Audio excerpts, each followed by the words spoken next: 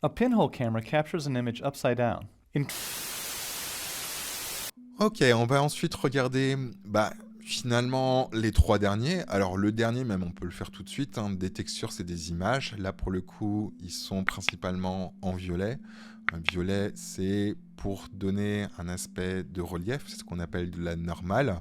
On viendra utiliser des normales plus tard, mais si vous mettez des images de couleurs dans Substance Painter, ces images de couleurs dans Substance Painter seront considérées comme des textures. Donc là, il y a des choses en violet, des choses qui sont en noir et blanc, etc.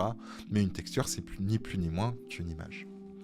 Nous, pour le coup, on va s'intéresser cette fois-ci aux Smart Materials et Smart Mask.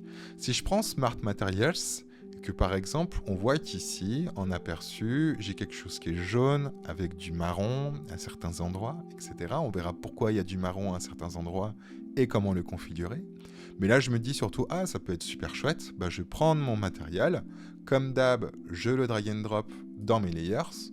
Sauf que vous voyez, on n'a pas du tout le même rendu. En fait, on n'a pas le même rendu. Pourquoi ?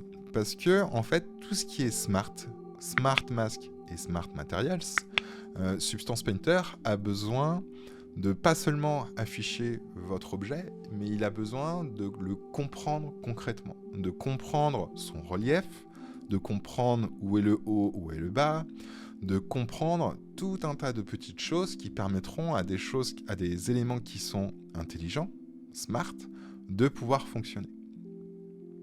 Pour pouvoir indiquer tout ça à Substance Painter, il va falloir passer sur la partie baking. Alors, on ne va pas encore voir le baking en profondeur, on va simplement appliquer un baking pour pouvoir utiliser ces Smart Masks et ces Smart Materials.